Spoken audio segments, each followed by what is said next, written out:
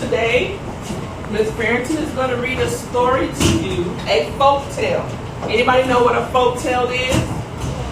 All right, Juliana? Talk loud.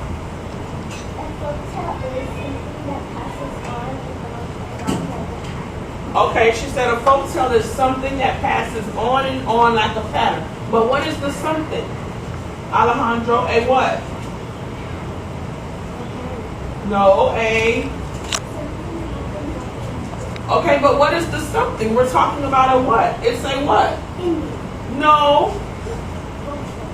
But what is the folk tale? The folk tale is a... Story. Thank you. A story that has been passed on from what?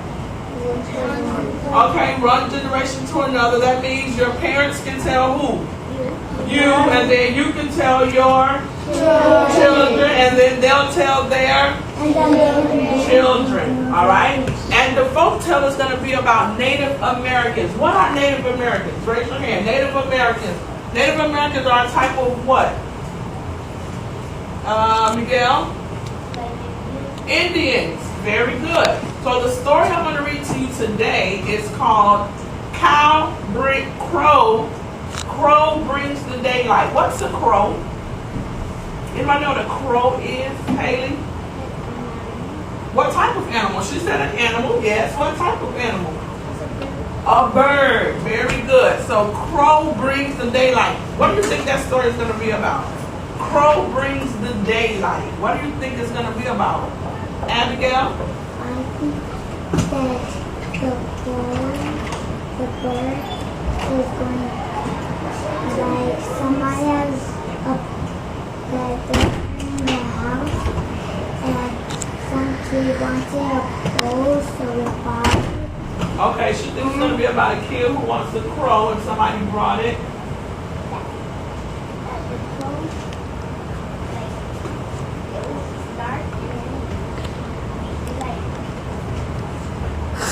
Okay, oh my God, he brings what? Okay, good. And why do you think the sun? Because the story says what? Crow brings the daylight. All right, now in the story you're going to hear a word called Inuit. Everybody say Inuit. Inuit. All right, and all Inuit means is a group of people. And that's the word that they used a long time ago when they talked about a group of what? People. All right, so here we go. Crow brings the daylight. Long, long ago, when the world was still new, the Inuit lived in darkness in their home in the fastness of the north. So they lived in the north. All right? They had never heard of daylight. And when it was first explained to them by Crow, who traveled back and forth between the Northlands and the South, they did not believe him. Yet, many of the younger folk were fascinated by the story of the light that gilded the lands to the south. They made Crow repeat his tales until they knew them by heart.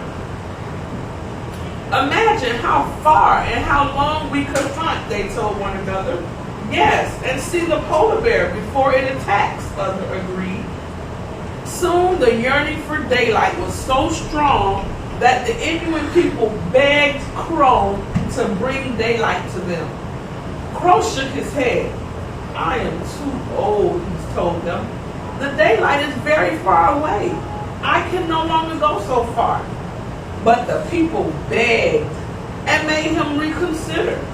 And finally, he agreed to make the long journey south to bring back the what? Daylight. Daylight, good. Crow flew many miles through the endless dark of the north. He grew weary many times and almost turned back. But at last, he saw a rim of light at the very edge of horizon and knew that the daylight was close. Crow strained his wings and flew with all his might. Suddenly, the daylight will burst upon him with all his glory and brilliance. The endless shades of color and the many shapes and forms surrounding him made Crow stare and stare. Why do you think he was staring? Why do you think he was staring, Christian? Okay, he said he was looking at the daylight, but why would he stare at it? He stared at the daylight. Why? Because he what? He liked it, and he had never seen daylight before. All right. He flapped down to a tree and rested, exhausted by his long journey. Above him, the sky was an endless blue. The clouds were fluffy and white. Crow could not get enough of the wonderful scene. Eventually, Crow lowered his gaze and realized that he was near a village that lay beside a wide river. As he watched, a beautiful girl came to the river near the tree in which he perched. She dipped a large bucket into the icy waters of the river and then turned to make her way back to the village. Crow turned himself into a tiny speck of dust and drifted down toward the girl as she passed beneath him. He settled into her full cloak. A cloak is like a jacket. All right? And watched carefully as she returned to the snow lodge of her father, who was the chief of the village people. Because remember, they were what? Indians, right? So her father was the Indian what? Chief. Her father was the Indian chief. What's a chief? A chief was like the head. You mean He was like the the person, king? like the king. Very good. He was the person in charge and Like made the sure king. that everybody else was doing right. Crow looked around him and spotted a box that glowed around the edges. Daylight, he thought. On the floor, a little boy was playing. The speck of dust that was Crow drifted away from the girl and floated into the ear of the little boy. It flew in the little boy's ear.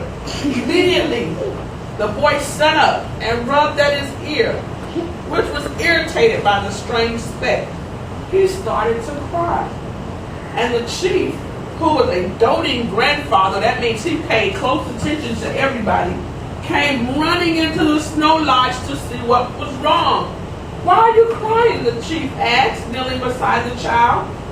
Inside the little boy's ear, Crow whispered, "You want to play with the ball of daylight." The little boy rubbed at his ear and he repeated the crow's words. "I want to play with the little ball of daylight." The chief sent his daughter to the glowing box in the corner. She brought it to her father, who removed a glowing ball, tied it with a string, and gave it to the little boy. He rubbed his ear thoughtfully before taking the ball. It was full of light and shadow, color and form. The child laughed happily, tugging at the string and watching the ball bounce. Then Crow scratched the inside of his ear again, and the little boy gasped and cried. Why do you think he scratched his ear again, Alejandro? Okay, so that he can get the ball. What else? All right, maybe it was bothering him. All right, let's see. "Don't cry, little one," said the doting grandfather anxiously. "Tell me what is wrong." Inside the boy's ear, Crow whispered, "You want to go outside to play." The boy rubbed his ear and then repeated Crow's words to his grandfather. "I want to go outside and play." Immediately, the chief lifted up the small child and carried him outside, followed by his worried mother. As soon as they were free of the snow lodge, Crow swooped out of the child's ear and resumed his natural form. He dove toward the little boy's hand and grabbed the string from him. Then he rose up and up into the endless blue sky, the ball of daylight sailing along behind him. In the far north, the Inuit saw a spark of light coming toward them through the darkness.